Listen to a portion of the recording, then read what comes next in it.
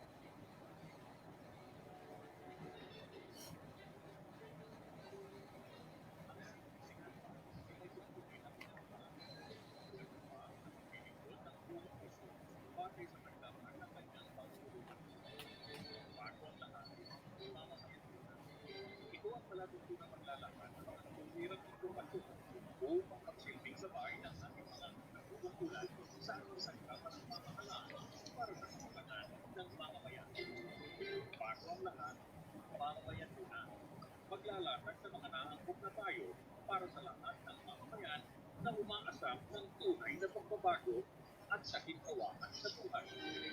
Bago ang lahat, mamamayan muna. At ngayon, narito ang inyong lingkod, Corazon Alma.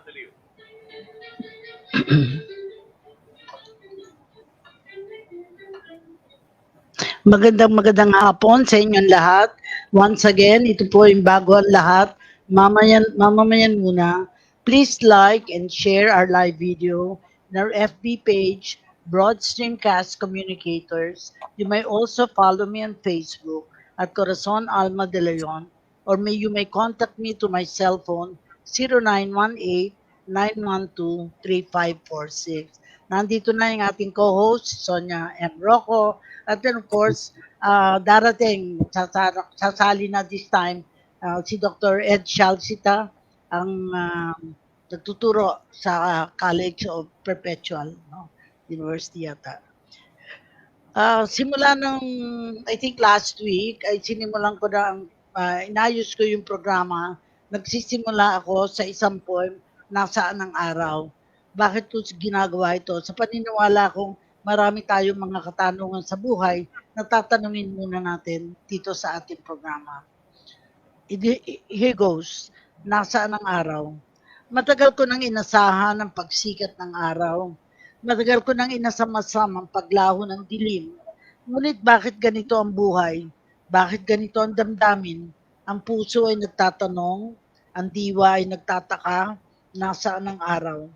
Ang araw pala ay nasa puso, ang araw pala ay nasa kaluluwa ng balanan.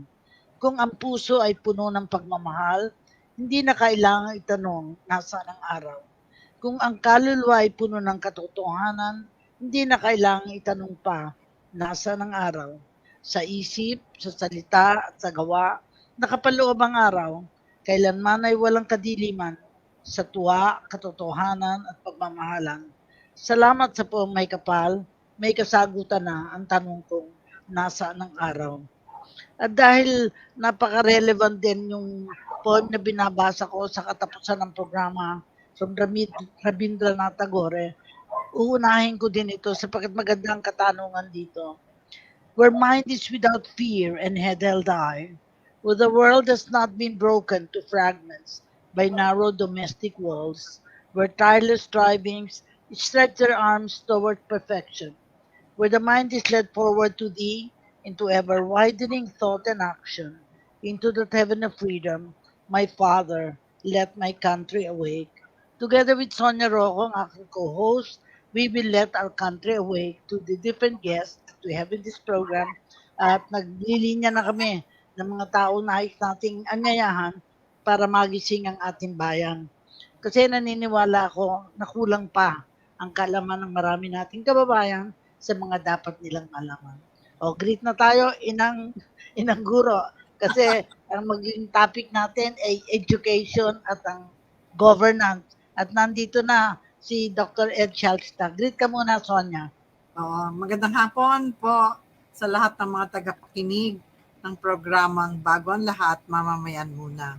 Magandang hapon, Cora Alma de Leon, ang Woman of Wisdom. na talagang hinahangaan ng napakarami dahil para siyang Red Cross na hindi mo mapigil. She's unstoppable. Hi, Dr. Eduardo Zialcita. Hello, Nice Sonia. to Good see you. afternoon. Good afternoon, Yeah, Cora. nice to see you. Oo. It's We've always a been waiting pleasure for to be you a right. week ago pa. Yes, I know, but something came He up. So, wasn't, nalaman ko na, he wasn't feeling well eh. Kaya yes. dapat ano natin, At our age, i-acknowledge sometimes we don't natin feel yan. well, No? you know. Oo. Pero siguro, very many people, no? Kasi ang kilala ka na namin. But maybe, yung all of those in the hinterlands na nanonood din sa atin, pakilala mo sino si Ed Zialcita, taga saan siya, magulang niya, saan siya nag-aral, background mo, before we ask your viewpoint on certain matters. Okay, go ahead, Ed. Well, I was lucky. I studied in San Sebastian College from elementary to high school. San Sebastian College is run by the Recoletos. We had a very well-grounded education, and it's nothing sophisticated, nothing classy at that time. We were considered the middle class type of typical education. It was very, very pleasant. And I remember when they asked me to speak in San Sebastian College, they asked me, "What's the greatest lesson you learned from the school?" I said, "Simplicity is beauty. Life is simple, it should be made simple. And the more simple you are, the better. Even your ambition should be simple, realistic enough. And you must be a simple person and remain a simple person all throughout your life." No? And then after San Sebastian College, I had the opportunity to go to private schools, but I chose to go to the University of the Philippines again because of my background. I thought UP would give me a very well-rounded education, and I was lucky I did. Although from a convent type of an upbringing of San Sebastian College, all of a sudden was thrown into the lion's den, so to speak. So, to be honest with you, to be very, very honest, I was lost in my first year in UP because it was a completely different environment. From a church convent to something out of this world at the time. And again, it added to my education. I was lost until I joined the fraternity Upsilon Sigma Phi, which is the oldest fraternity in UP. It gave me again a feeling of being part of something because UP is so big. Unless you join a fraternity or a small society, you really get totally lost. No? So the fraternity molded me, and I thought maybe a better person. And then I took up my master's first in LaSalle. I was not able to finish it because I got married, so I switched to the University of Asia Pacific. At that time, it was still known as CRC. So it was also very, very nice. It was a combination of again from San Sebastian to UP, from a very Catholic type of an orientation. Then I was thrown into something as atheistic as UP. And then when I went into my master, we went back to some form of religiosity because UAP is an Opus Dei run school. And then I went to Nolis Santos International Academy for Management and Economics. And then the government sent me to Georgetown University for a Oh, short. wow. I didn't know that.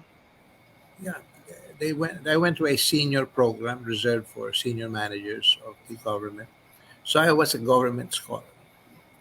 Again, that was quite a unique experience. So I feel that my education is pretty complete in all aspects. And now I'm the dean of the graduate school. Again, this is and I had the greatest opportunity really to teach at PLM. Pamantasan ng lungsod ng Maynila gave me again a very beautiful experience because PLM is a school where scholars who come from Yes. very humble beginnings study. It's very, very competitive. So I met some of the most wonderful students in my life. Thanks to Lenny De Jesus, who was my friend, became president. And when I retired, I was playing golf all the time in Intramuros. And then finally, when Lenny was appointed, I said, "What the heck am I doing playing golf? I'm not going to be Tiger Woods by a long stretch." So I called up Lenny and I said, "Lenny, you mind if I teach?" "Yeah, Ed, you come on over. So I did, and that started my second career in education. And finally, out of Galing. nowhere, my friend Tony Tamayo, who owns Perpetual Health University, gives me a call and he asked me, "Ed, what are you doing?" I said, "Well, I'm teaching. Would you like to be the dean?" I said, "What? The dean? The dean? My God, no. I just want to teach. No, no, no. You come on. You teach and then you try it out. And oh my God, what? Must thank God for this great privilege of giving me my second career in education. It's really been Galing. and I'd like to thank Cora also because Cora gave me a lot of insights about it. I wanted to teach, and Cora was one of the first persons I called, and we were trying to get into PLM.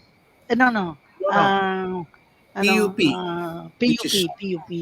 you know I must tell you I have had the greatest pleasure of working with people from PUP. They are very bright people, very hard work, saka very very well grounded sila. Parang PLM din sila UP. I mean, no offense to schools like St. Joseph's. I met some of the most wonderful people in St. Joseph's College. My first girlfriend was from St. Joseph's College, by the way. Ano Not yung many. first? Your My first? first girlfriend was Oh, wow. How many did she you was your have? student, Sonia. She was your Private. student. Tawag I doon, know. private moment. I won't mention her name, but she was one of your students. Oh, really? Because I got into the NUHS, remember, Sonia? Yeah, yeah. NUHS. And With every Lima year we Nas. had the privilege of listening to Sonia and Roco and Raul because they were the leaders of the NUS, At that National time. Union of Students, and they created the National Union of High School Students. That's where I met Sonia and Raul and all the other wonderful Sim people from Hernandez became the first president. Sim Si Hernandez Jr. Simeon Dean Hernandez. Sim. Simeon. Yes. And I He's from met some of the most wonderful people in NH, sila Cynthia Nolasco, if you remember, Sonia. Yeah, of course. St. Joseph yun. Sila Moira Ongpin, sila Tess Naval, St. Joseph Oh, yan eh. Tess Naval. Yeah. Moira Ongpin. Yeah, yeah. Yung mga politiko, Wow. talented. Recollection. Memories pala ito, ah. I'm Memories. really getting sentimental and Ah. emotional at this moment. But true enough, I've had a very, very well-rounded education. Mm. This is not to say that it's all been a success. No, I've had some big mistakes in life. Pero how Some did you become PEA, Public Estates Authority, during the Well, at time of that time, we Cory, got di ba? involved with President Cory Aquino for president. Yes. I was invited there, and being a very idealistic person, and I don't regret having been involved with President Cory Aquino's movement. I did join that movement, and as you know, she became successful. We could not believe that we were able to overcome so many obstacles at the time, but she did. And my first job was Deputy Minister of Education, of Information, Mhm. under Teddy Boy Locsin. And I tried my hand at it, but I said, no, I can't do this. I can't hack it. I'm going to die. Because, at that time, President Cory was the most popular president in the world. So we were handling the press, so we could hardly sleep. Every day was a big day with President Cory. So I said, Mrs. President, I'd like to leave. So I retired. And then after 6 months, they called me. I said, Ed, there's this public reclamation authority. Are you interested? I said, no, I'm not interested. Oh, okay. So I'm going to appoint you because you're not interested. A lot of people want it. Since you don't want it, we're giving it to you. I said, well, I'd like to help out in any way I can. So, wow, that opened my eyes to something different. We were the ones who led the development of the reclamation area in the Ross Boulevard, what Yes. you see now. We also had a hand in the master planning of Clark, Subic, Park Subic, and Fort Bonifacio. Mm. We did the master planning. Not me, but we got Manyosa at the time was Group. probably best in the field. And we did also Field Invest, the joint venture. Of course, I learned that in government, damn if you do and damn if you don't. If you do things as fast as you want to, sabihin nila, what way is he doing it so fast? Baka merong agenda dyan. Kung mabagal ka naman, o ba't naman mabagal yan? Damned if you do, damned if you don't. You bet. And then I served President Cory. It was one of my most memorable experiences working for a president. And then there came Fidel V. Ramos, who wanted to be president. So we joined. I was asked to run. I said, this is not my element, but at that time, nobody wanted to run in my city with President Fidel. So I gave it a shot and I lost. And again, that was quite a learning experience. I lost to a distinguished gentleman called Roel Wallace. And eventually we became best of friends. And what else happened next? And then finally I ran and I won. And one of my idols was Raul Roco, Action Democraticong Pilipino. And again, it was 9 years of congressional work. I won, I lost, I retired, and here I am. But how do I compare education and politics? These are two different worlds, really. Mm. It's completely different. It's completely the opposite. Well, I Which think way? your experiences in public service enhance also your teaching. Malaking tulong Going talaga. through. Di ba? Malaking tulong yun eh. Kasi like me, I believe that as an educator, the best way to learn is by doing. So when you Exactly. do something, either you succeed or you fail, and in both ways you learn something. And that Right. experience of yours, which is very personal, is what you can teach and tell them. I Oh, experienced it, so who can question, di ba? So exactly. One of the I think very colorful your educational background. One of the first things I did was to introduce public administration as a program in the graduate school because we didn't have that. We only had education, business, nursing, would you believe? But then I said, why not public administration? And so we launched it, and now it's one of our most successful programs. We have 500 students enrolled in public administration. So that was Wow, that's very good. Yeah. my personal Yeah. crusade. And Actually, oo. Actually, Ed, tamang-tama, no? Kasi kung iisipin mo, kaya we're having problems in governance now. A lot of people don't know public administration because if they've had a background, I don't think we yes, will be having problems of, planning, executing, etc. No? Kasi yes. naniniwala ako because And even when I was already DSWD Secretary and Civil Service Chair, I was going to school at NCPAG para mag-aaral mm, ako sa mga dapat kong gawin. Unfortunately, hindi ko natapos ang acting doctoral program sa UP. Kinamatayan ako ng 2 professors, but that's not important anymore. but you At already my have age, ang how feeling many ko, doctorate degrees naman do you have, Cora? 5? wala. Hindi, pero I learned a lot and kasama ko si Sonia when I taught for a long while sa Ateneo School of Government ng power ethics and public accountability. Sa akin, gusto ko lahat ng departamento should learn about public ethics and governance kasi pag they do not understand how ethics works, they will always say, we did not know na ganyan pala. Parang ganun. And I think Sonia can share her experience nung bakit ko siya iniimbita na mag-lecture.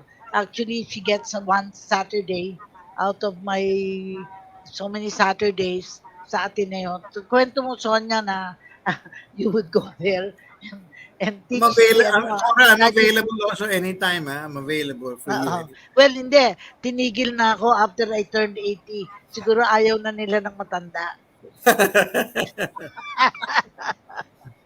Well, They prefer younger Pwede ka people. magturo, dun sa eskwelahan ni Dr. Ed. Oo, anytime, inimbita nga Cora. niya ako. Pero alam mo, para sa akin, I don't mind giving a few lectures, pero yung to teach na, wag na. Basta nakikita ko na he's doing such a good, and get new people, young people. I think it's good. No, It's good. the good thing about this program that you were handling, Cora, is Oo. that the people who really attended are people in government. Yeah. Young mayors and people who are working in different departments of different governments. So, getting the academic, discipline, no, or the content of governance really helps. Iba na yung sinasabi nilang aral, di ba? Siyempre, yung mga iba nagwiwido-wido, ganyan-ganyan. Okay, minsan tama, intuitive, ganyan. Pero kung talagang meron kang sinusundan na theory and its practice, tapos may case studies, di ba? Iba na yung talagang meron kang background, academic background. Sa tingin ko, iba na rin yung aral. Yung mga iba, magagandang boses, kumakanta, pero kung nag-aral ka sa Conservatory of Music, meron ka mga prinsipyo na pwede mong sundan o hindi sundan. Pero kung wala kang aral na background, kulang ka ng mga, yun na nga, ng formal content na nakukuha mo pag nag-enroll ka, di ba? Right. Kaya, oo. That's right. That's right. And I often tell my students, you're so lucky because at that time when we wanted to do research, we had to go to all the trouble of going to a library, Yes, library yeah. card, getting the Ganon, book. Google ka na lang. Well, now you just use your finger, you get the information. What are you complaining about? Yeah. Mas mahilig ako magbigay sila ng book report pa. You choose one book, present it to class, give us the principle, ganyan. May mga iba nagko-complain pa. Sabi ko, my God naman kayo, ano ba yan? You can just use your finger, you get all the information, my goodness. Yeah. So, ang Eh, mga teacher ngayon sa graduate school, they're really more facilitators than anything else because information is just available, plentiful. Yes. In fact, many people claim that uh, saan ka nag-aaral ngayon? YouTube University. I met a friend, nagpupuyat sa lang ng YouTube. At ang dami niyang alam in science, in ganyan-ganyan na hindi mo nakukuha na nile-lecture sa iyo sa classroom. So talagang the knowledge pathway, the knowledge it's so vast. It's so vast. Pero ako, convinced ako na practice makes perfect. Kasi nakita ko na I began as a young social worker with a master's degree already from the States nung bumalik ako. At very sure ako kung anong gusto kong mangyari. But hindi ko naman naisip na magiging secretary ako. Naisip ko lang, talagang career ako. Maybe the highest I could be was undersecretary. But I was lucky that I worked with President Ramos at that time when I was undersecretary. Kasi si Secretary Tavera ayaw niyang sasakay sa helicopter. So ako pinapasakay pag nagbibisit ng mga disaster. Nakilala ako ni President Ramos. Kaya when he won, kagad inappoint ako as Secretary of Social Welfare. And ang feeling ko, prepared ako. Nag-aral ako, nagtrabaho ako sa DSWD for the longest time. And to my mind, sa sarili ko, richly deserved. Kaya hindi ako naiyang humarap sa kahit na kanino why I became secretary. But fortunately, 3 years pa lang ako secretary, nakwento ko na rin to Sonia, tumawag si Pat Santo Tomas. She was leaving Civil Service Commission. Called me up and said, Cora, you transfer na lang to civil service and become the chairman kasi sabi ko meron pa akong 3 years kasi 1995 lang, 1998 pa ang alis ni President Ramos. Sabi niya, no, I am leaving 1995, so you come na, bahala ka na. So I talked to President Ramos, course, I became That's chairman of civil that's a service. But 7-year anyways, appointment. Cora. No? 7 years yan, Cora. No? Yes, but Pat took 1 year dahil late siya na-appoint ni President Cory. Okay lang. For 6 years, I was there, 6 years. and they were my best years. Talagang tuwa ako na I was able to serve and become civil service chair. And sabi ko nga, and I think I knew very well how government works and how we can make it work. And we can make it work if we have good people in the government. People who are time tested, kumbaga, na kaya lahat. Kung they will be corrupt, they have no entitlement to be in government if they will be corrupt. Para sa akin, move them out to where they can have greener pastures because they prefer that kind of pasture, di ba? Pero ikaw, how do you now see? Kasi si President, I don't mean to President Duterte, pero yung three areas na sinabi niya na drug addiction, corruption, at saka criminality, talagang hindi naman masyadong na-abate. Pinatay yung mga drug addicts, pero sa aking palagay, hindi talagang na-nurture yung kailangang dapat pang gawin ni Presidente ano, BBM.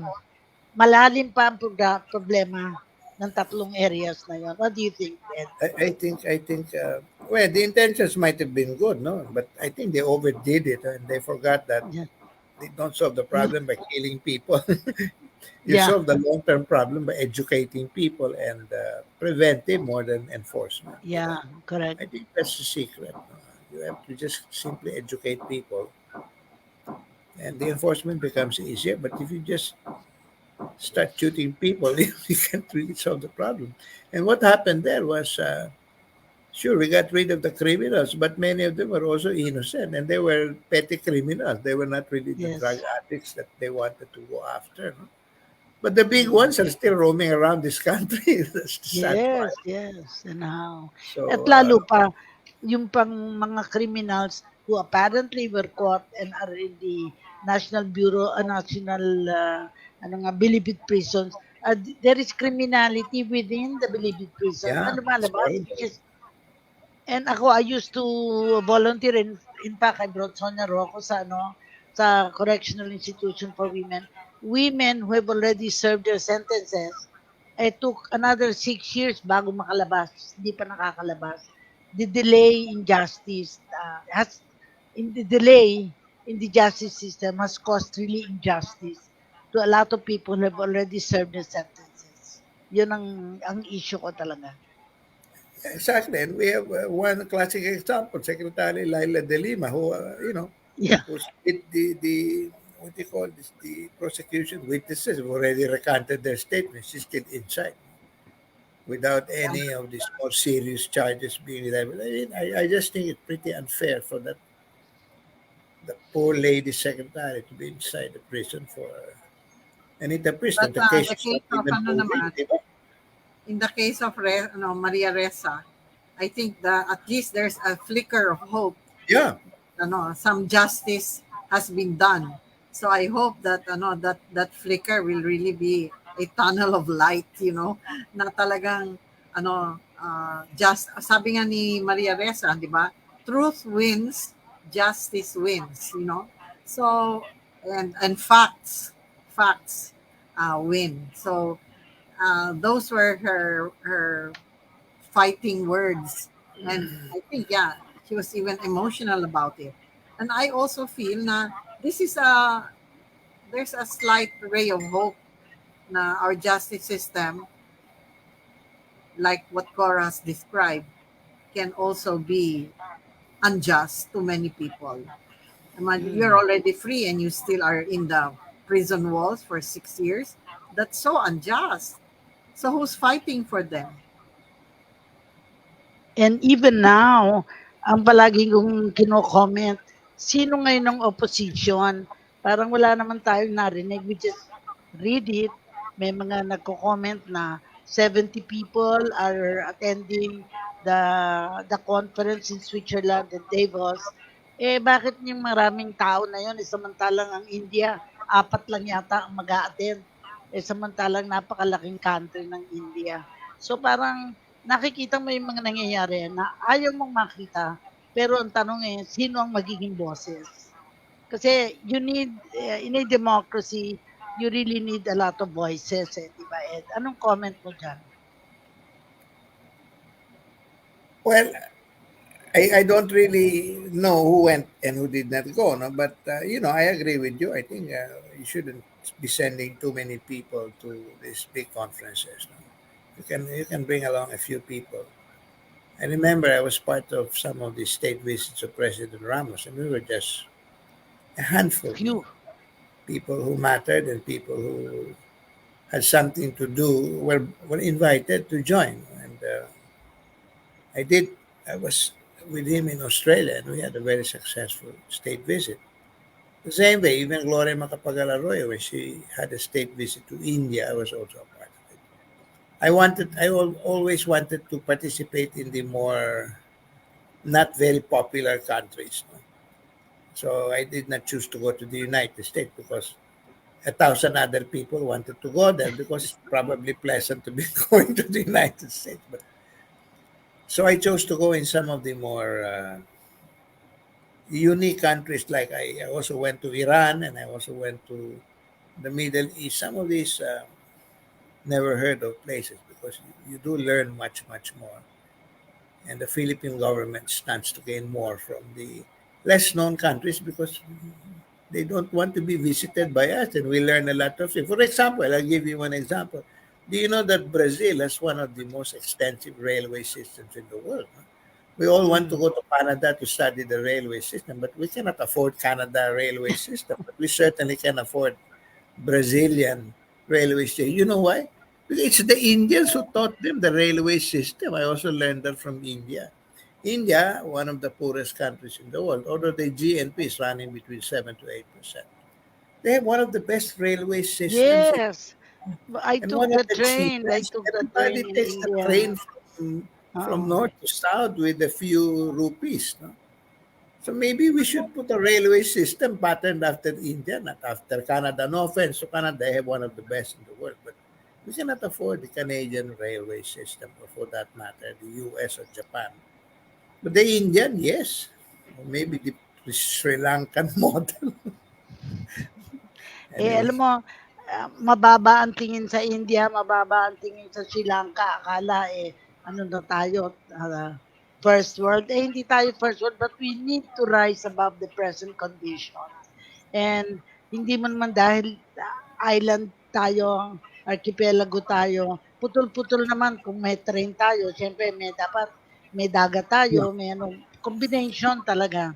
And you see that even in even in Canada and Australia, sumasakay ka sa boat to go to particular islands. Kailangan lang talaga may technology tayo that will put that together, and we need people who can plan that for the next 6 years. Hindi pwedeng walang plano, pabugso-bugso.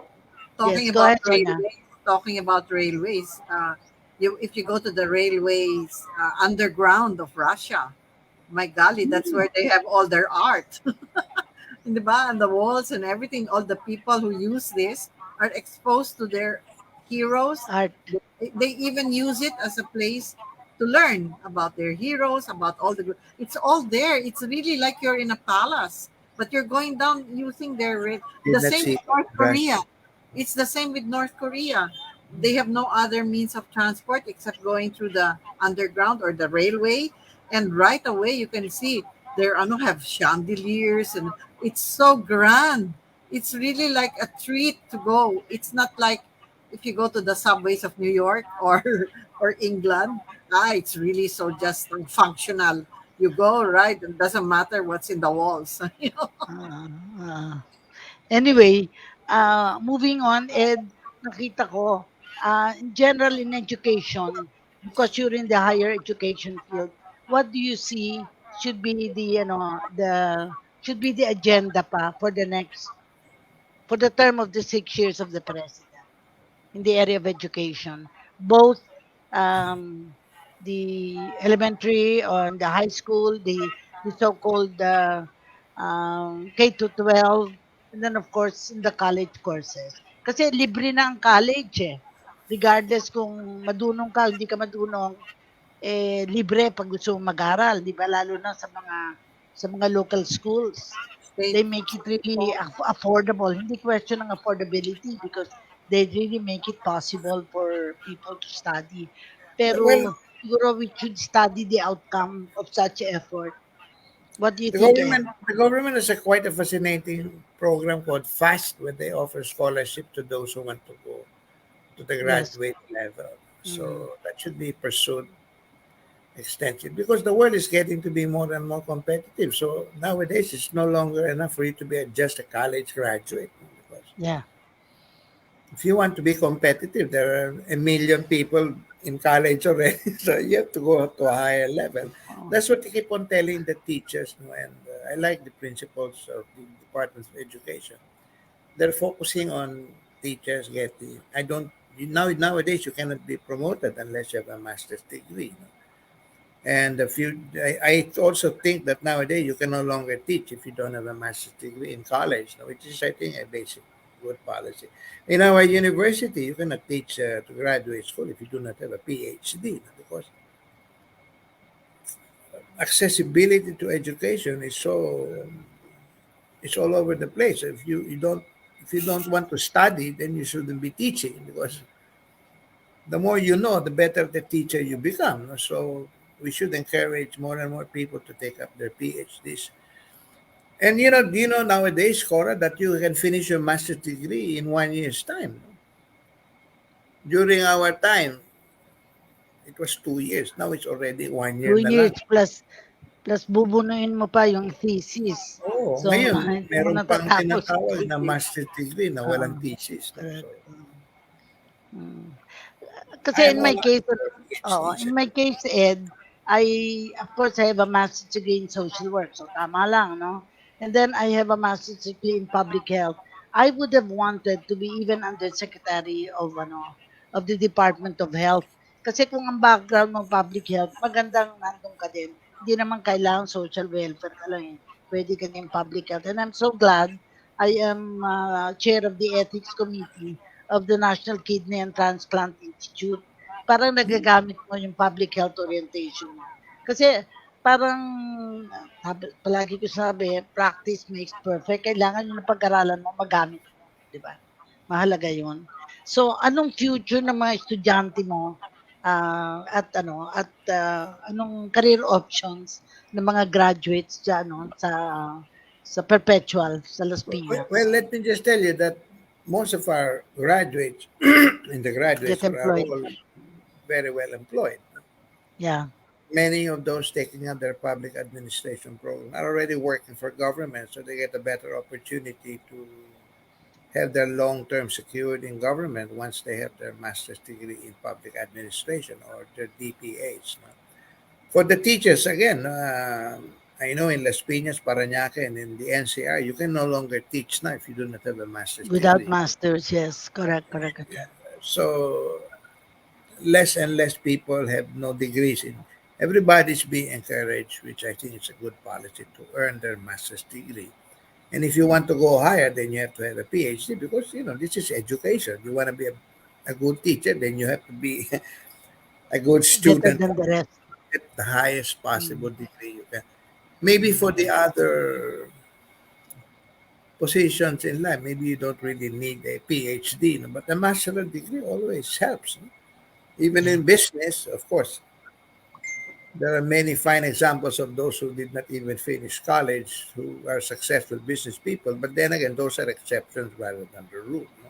Yeah. By and large, if you have a master's degree in business, then your chances of becoming a successful Mm, person is better because mm, you learn, you commit less and less mistakes, no, to be successful. Although that's no guarantee.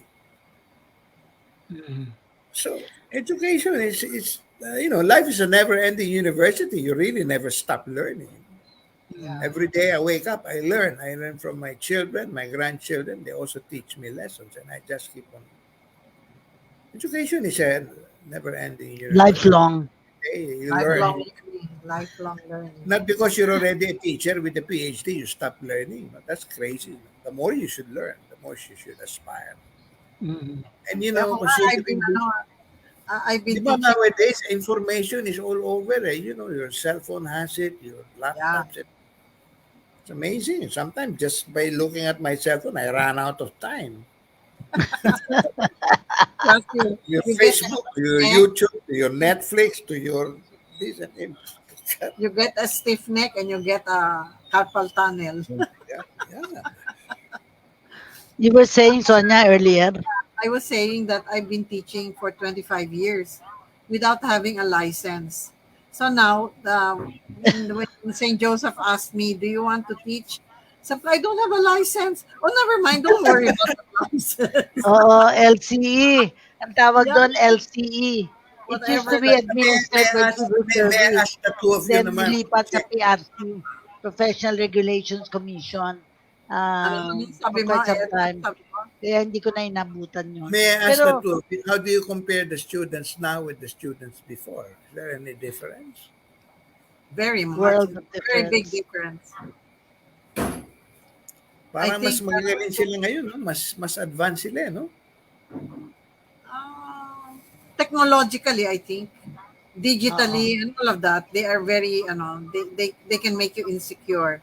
However, I think lack critical thinking. That is what I've noticed with the students I have. When you ask them a question and you want them to expound, they cannot express themselves because they don't have a way of like comparing and saying this is better, that's not, kasi hindi rin sila ganun ka wide ang background ng exposure. They're not like us, as you said, Tsaka well-rounded. noon, we even go to read in the encyclopedia, babasa tayo ng libro, may mga book reports, etc. None of those kasi you can all access that through through the internet. Kaya parang learning made easy eh. Yun ang nangyayari. Pero sa akin palagay, iba rin yung sa akin, if I see my childhood, na parents are the best educators if they are educated. And even if they're not educated, like my mother was only second year high school graduate, but she already taught elementary nung second year, pag ano niya ng second year. Kitang-kita mo na iba yung level of of knowledge. Kaya sabi ko sana may balik. And also, I am disturbed na hindi rin tayo masyadong sa international yung knowledge ng languages. Kasi para sa akin, sino ba yung mga neighbors natin? Sino ba yung dapat marunong tayo ng Incheck para maintindihan natin mga Incheck. Marunong tayo ng Japanese para maintindihan natin ng mga Japanese.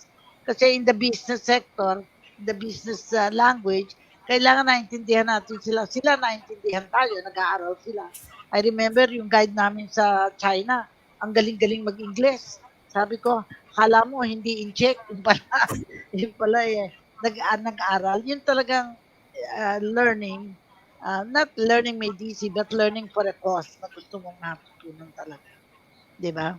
How about in anong experience mo sa Las Piñas naman? Because I think it's well funded, number one, 'di ba? And Yeah. the school, that Well, means if it's well students are very funded, bright, it's but really wants to take care of its students. I tend to agree with Sonia. Some of them lack critical thinking. Kasi everything is so easy now. You just, press your phone and it's all, everything is instant, ika nga, no? So, kulang sa critical thinking. Because I think if you will look at how our voters choose their candidates, that all reflects lack of critical thinking. Because if you are really an educated voter and you know how to do critical thinking, I don't think these people who are winning will be the ones who will win. Di ba? Parang ganun ang tingin ko. And yet we all talk about voters' education. Every time there's an election, everybody's sounding very educated, na ganon. Pero I think critical thinking is one thing. But to get to critical thinking, you must know how to Go through the analyze. process. Oo, you must know analysis, you must know synthesis at the end. Because it cannot stand by itself. You cannot just say, like when you're in kindergarten, oh, what's the difference? The red and show us, are they the same or are they different? Eh, medyo beginning na yan ng critical thinking, di ba? So bata ka Mm. pa, meron ka na ng foundation. Eh kung hindi mo yan i-sophisticate, if you don't sophisticate it, then you will only know the difference between apples and oranges and the square and the circle, which is the basic. However, when you go to the level of ideas, that's where you need to first absorb the facts, know what to do with them, analyze, break them down, synthesize, and that is what critical thinking is all about, and make a decision, which is good, wise, and that will benefit others. Parang ganun yun. But do we still look at these processes now? That's what my question also. I agree with Parang you. yung oo, That's important. parang yung kantang What's It All About, Alfie. By the way, yung kanta na yun si Ed napakagaling kumanta. Ah, Tingnan mo yung ano, meron pa yan, siyang ano, meron pa yan ang siyang frustration. recording. Yan ang Talagang frustration sa talented buhay. din si Ed, hindi lang din sa pagtuturo, marunong din siyang kumanta at magaling. Life of the party din yan. 'Di ba, Ed? Well, we try all the time. I still have my jazz band. We play every other week. Get together with friends who like singing as well. And it's very Jazz therapeutic. time ang ginagawa mo. Yes, yes, very therapeutic. Where The do you other do thing it? that You we do it do in a is club or where do you do it? we do it at BF in the Lopez studio in Lopez Uh-huh. Village. Every other Friday, we're there. We played last night. So 2 Fridays from now, you can drop by at Lopez Music Studio. That's in St. Andrew Street in Lopez Village. Just come in and sing with us. That's all. I So also every noticed Friday yon. every Friday. I also noticed nga pala, just to add up to what Sonia was saying, that I think also there is a tendency that in the decision making process, we tend to decide on things just because they're popular. yeah, It's not so much anymore whether it's correct or it's not correct, but whether it's popular or not popular. And I always keep tell my students that a popular decision may not necessarily be the right decision, and that's the last thing you should think about, whether your decision is popular or not. I think the yeah, most important thing is whether the decision is right and what process you undergo to arrive at a decision. So that's one thing I noticed. We tend to try to be popular. That's the norm. Eh. Popular ba yung decision mo? Hindi naman dapat popular lahat ng decision. Siguro Yes, yeah. maganda itanong, tama ba yung decision mo? Hindi. Ano bang prosesong pinagdaanan mo? Kinonsulta mo ba yung mga tao mo? Pinag-usapan nyo ba yan? Uh, Bago yeah. kayo ng desisyon, di ba? That's So another thing I that noticed. that that really I brings sometimes I tell myself, why do you have to say yes to me just because I'm your teacher? You agree with me. What if I'm yeah, wrong? Wala uh, namang problema if you disagree with me. You can disagree without being disagreeable. As a matter of fact, I like people who disagree with me because then there's some form of challenge. so we can argue ourselves black and blue. Sonia, basahin mo na yung mga yeah. konti pa lang nag-like pero very substantive naman discussion natin. Go ahead. There is Jenaline Insion. Good afternoon po. Good to see you again. Evelyn Roda. Good afternoon po. Nana Santos is No na. watching. Nona Santos is watching. And Mirna Rosal. Students now have very shallow understanding of concepts. Oo. Hindi Sa naman experience mo shallow. sa mga estudyante ngayon. Go ahead. Meron shallow, meron din naman malalim. No? But Yes, oo. hindi Hindi shallow eh. pare-pareho. Hindi ko because of the instant culture nowadays, everything is supposed to be fast, supposed to be efficient. Mm, Kulang sa analysis, kulang sa, Sonia said it, critical mm, thinking. But before you even get that, the analysis part, kasi sanay tayo sa instant eh. Instant mm. noodles, everything is instant sine, Netflix, instant Parang music, instant everything noodles. Nagwa-watch din si Doris Erestain Reitas, kapatid dito ni former Commissioner Erestain ng Civil Service. And of course, former Commissioner Mary Ann Fernandez also watching. Thank you. And na-mention na si Dr. Mirna Rosel also watching. Meron tayong 5 plus 6 minutes. Tigto 2 minutes tayo. final words tayo. Ikaw muna, Ed. Anong message na gusto mong Well, I sabihin just sa want mga to nanonood emphasize natin? I just want to emphasize that life is a never-ending university. There's no such thing as I'm already old and I should stop learning. No, every day is a learning experience. We learn more from each other than anybody else. You know, one of the things that has surprised me the most is that learning from grandchildren, for example, learning from my children, as they've taught me many lessons in life that are quite memorable. And maybe the next time I'll give a few examples. But it's amazing what you learn from your grandchildren. My grandchildren are more techno savvy than I am, so sometimes when I have problems, I call them, and they're able to solve my problems. No? Siguro it's also because of the advent of information. And I always give that example. Nung panahon namin sa UP, pag may kailangan ka i-register, pupunta ka, meron ka pang library card, meron ka pang Yeah. anong ginagawa, pupunta ka sa library, upo ka na, maghanap ka. Kinagabi ka sa library. Ngayon, daliri mo lang ginagamit mo, nagko-complain ka pa. Everything is instant noodles na nga yan eh. Yeah. So, but every day is a learning experience. Every day is you learn something new, and I really sometimes I get astounded by the simplicity of things that I learn on a day to day basis. Mm. And I'd like to thank Cora and Sonia for inviting me all the time. I always learn a lot when I'm invited. Ed, si Commissioner, former CHED Commissioner Lily de las Llagas commented, great guest. O, ibig sabihin, great ang Uy, mga thank you. bisita natin. Thank Thank you. you, thank you. Sonia, final words natin? Yeah, I'm very honored to have listened to Dr. Ed Zialcita and all the very simple way that he presented how learning should be lifelong, diba? And for me, saan ba to patungo? Where should it end? If we are learning every day, I think the end result should really be in wisdom, because that is what we wish people, that biblically they say that you will grow in age and grace and wisdom.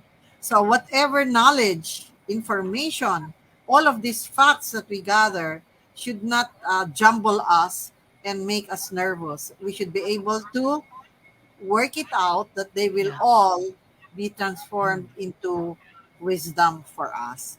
Because if we are wise, then we are able to do the right decisions. Then we are able to deal with people. Our relationships will be uh, enriched, and life will really be interesting and beautiful.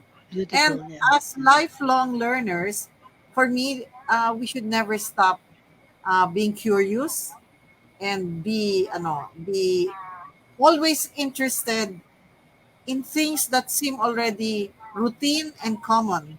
So we have to, as we said, create our own enjoyment, because if we enjoy what we see, we are learning even much more. Wow, Thank great, you very great. much, Ed, and thank you, Oo. Cor.